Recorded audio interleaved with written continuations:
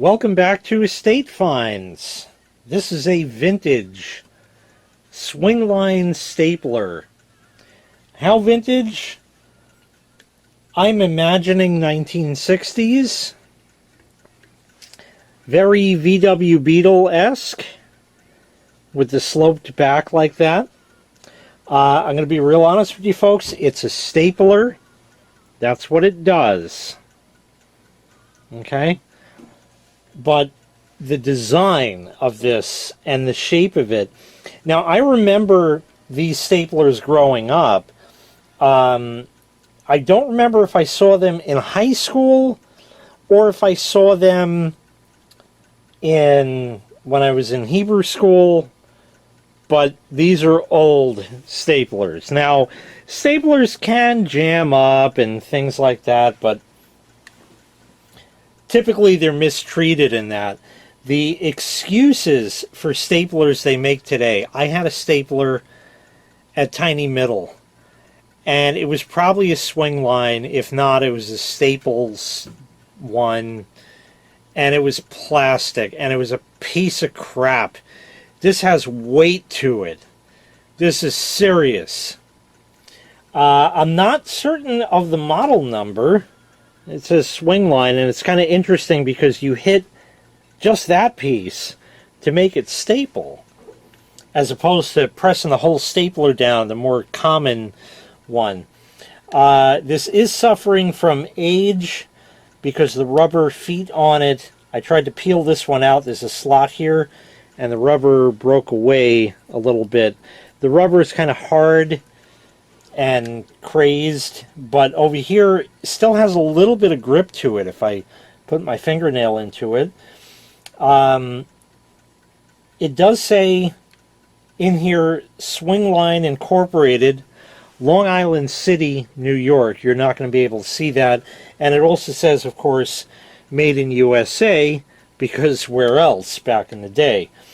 Try to produce this today for $4.99. Not happening. Make it $10.99.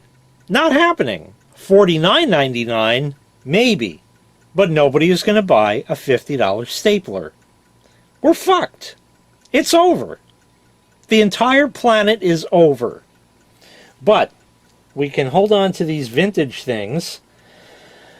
You have your thing here, and it simply says press for tacking.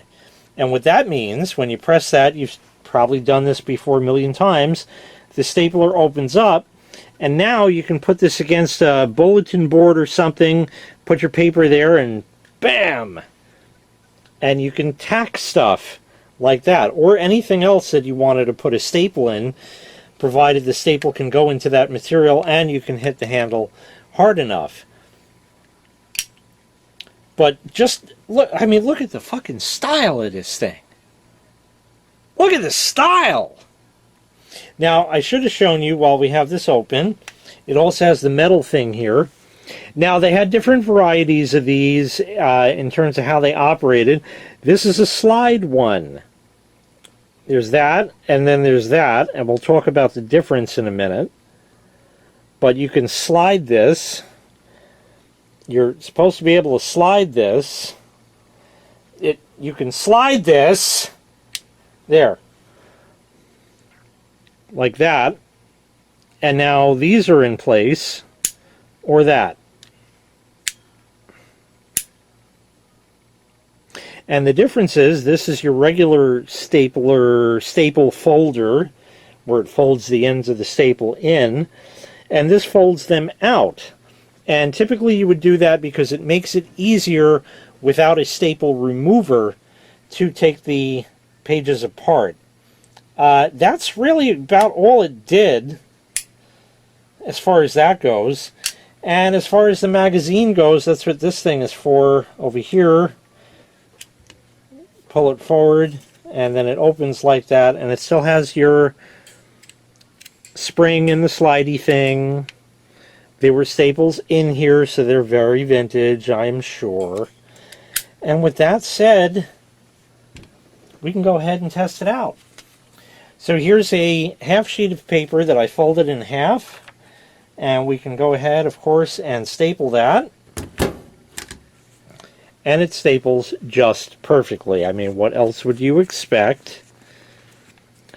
Maybe a little loosey-goosey. I've seen some staplers that do it very tightly and others that are looser. Maybe if I do it faster and make sure to press good. I don't know. It's a little tighter. All right, so you got that. And just to show you the thing when it folds it outwards, looks like a staple, but on the back it's stapled the other way. And you can go here and pull that, bend it, and pull your staple out a lot easier. Just like that. And there you go. Magic. Okay, so it staples 2 sheets together. How about 4? Obviously, there should be absolutely no trouble with this. We'll put that back.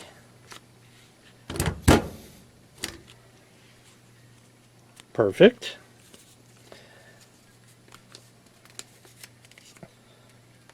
And here's 8.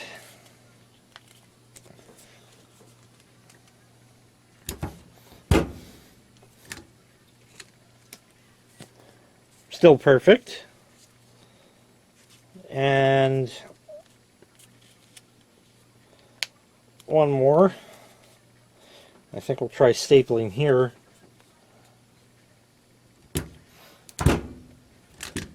And there's 16. And you can keep going. This will take it. No problem. It's an absolute workhorse and warhorse. And look at this stuff. It looks positively old fucking fashioned. But this was a mainstay on desks in the 1960s that I remember. Not that I was around then, but seeing it, you know, this is definitely from the 60s as far as I can tell without looking anything up. I didn't really see a model number on this. There's plenty of patents on it. I guess I could theoretically look that up.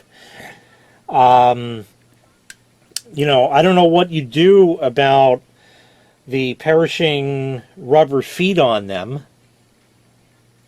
If anybody has any ideas on what you do with that, or do you just kind of put it on a desk and drill through and screw it into the desk so it doesn't move, or how do you take care of that, or do you just hold it? Because here's the other thing: is you have to hold it this way, where the other staplers you just go and you don't, you know. But this you have a hole, you know, where you could slam down on it.